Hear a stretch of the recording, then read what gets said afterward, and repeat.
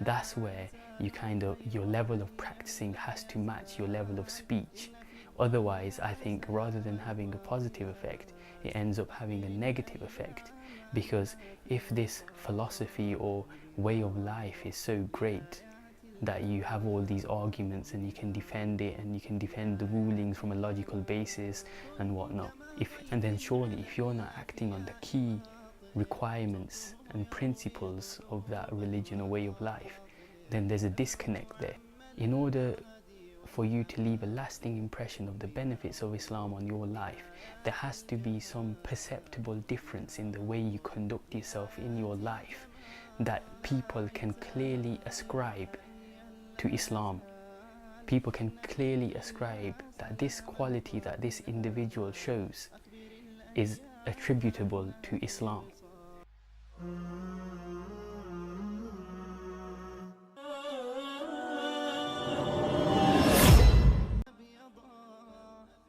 Assalamu alaikum. Quick short video on the two types of da'wah.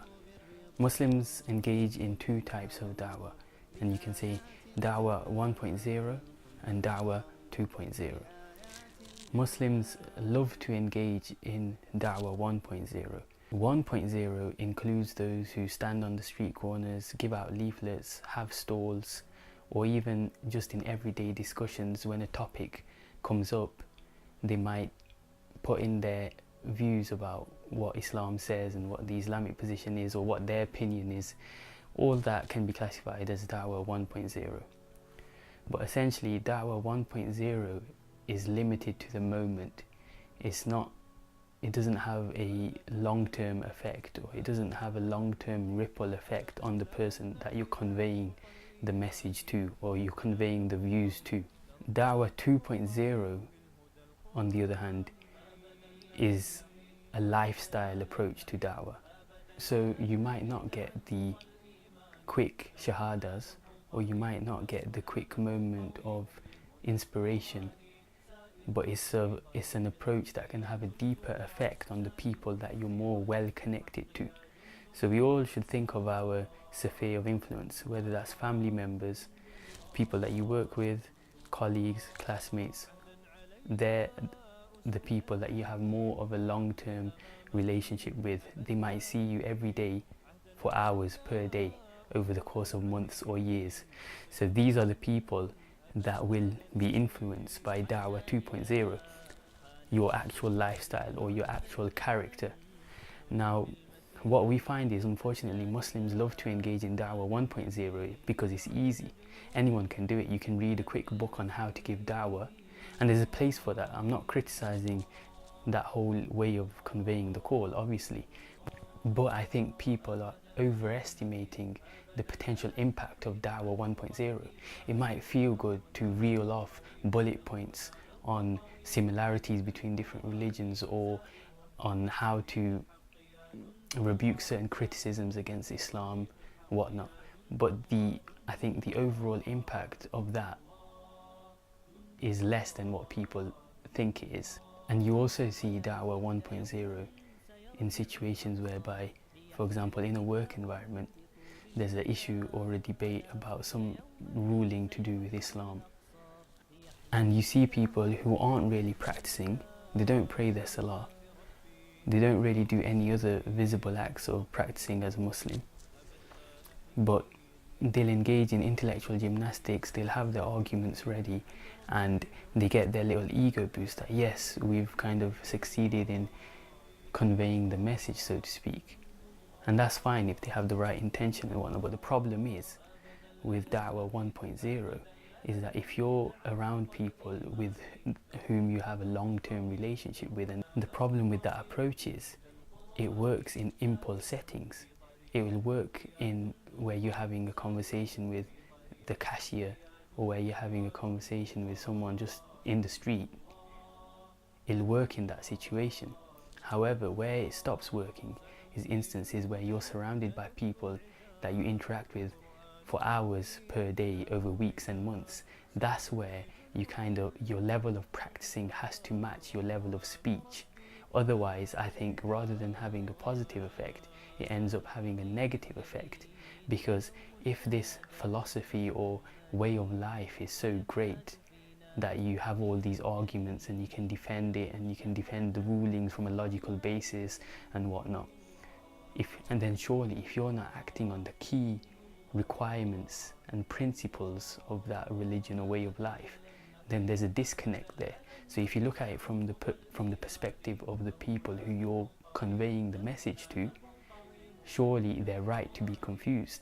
So what you find is, for example, in a workplace setting where there might be Muslims and non-Muslims, the Muslim engaging in Da'wah 1.0 may have all these fantastic arguments that they've just researched from blogs and whatnot, defending a certain perspective. But then when it comes time to pray Salah, they're not moving. There's a disconnect there, because then surely the people that you're hoping to spread the message to will be sat there thinking, well, it can't be that good if it's not even having a meaningful effect on the way they conduct themselves in their life.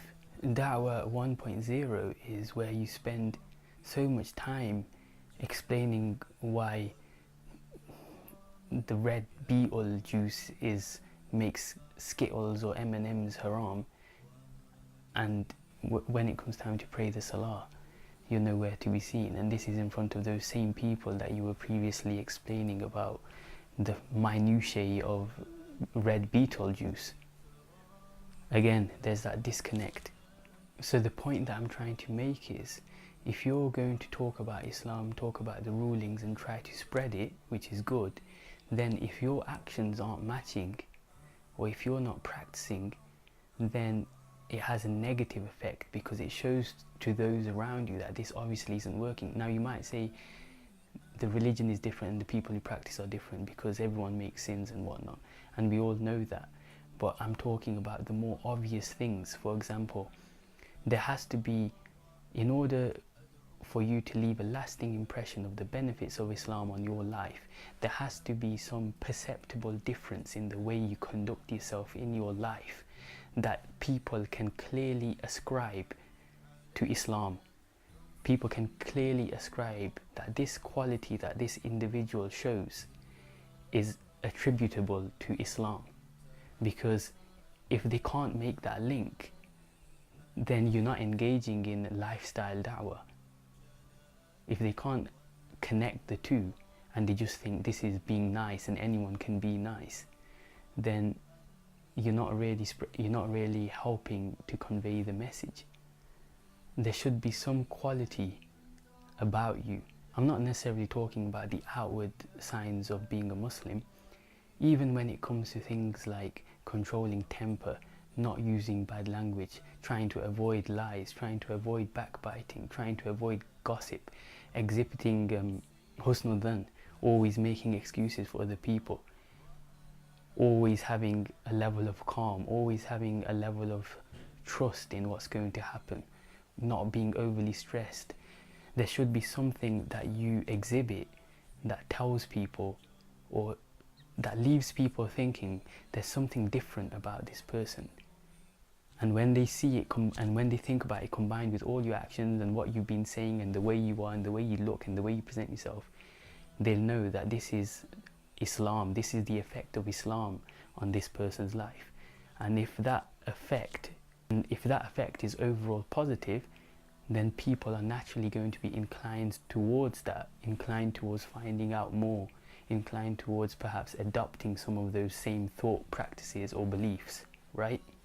Whereas on the other hand, if you have people talking about Islam and this, that and the other and this ruling and I read this scholar and oh, there's a difference of opinion on this and minority opinion here, and then they're using bad language or they're exactly the same as someone who's never been exposed to any kind of Islamic thinking in their whole life,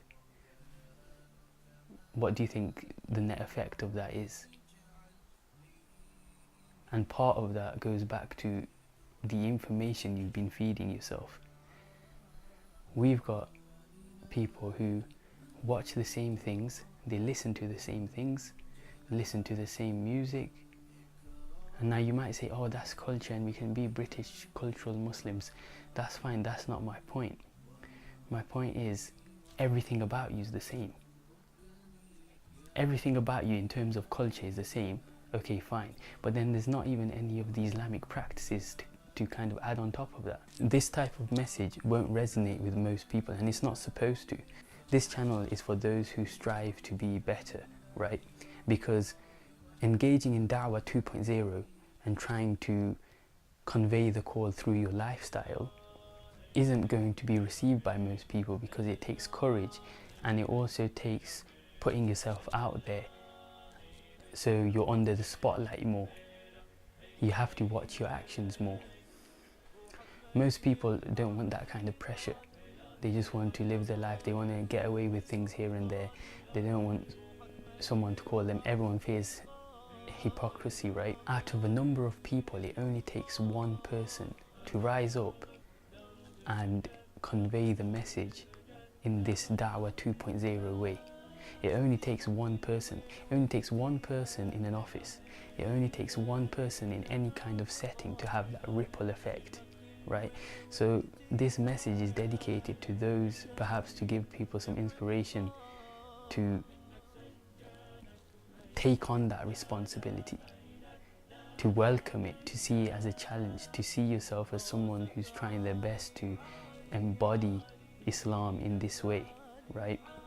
Because everything has that multiplier effect. If you listen to one of the previous podcasts on the multiplier effect of good deeds. So all in all, we need to focus more on being proud of our identity as Muslims, and being able to put ourselves out there as Muslims, and being able to live as best as we can in accordance with that. So then the message, the speech and the actions match, and therefore you're presenting a more holistic image of what Islam does to a person,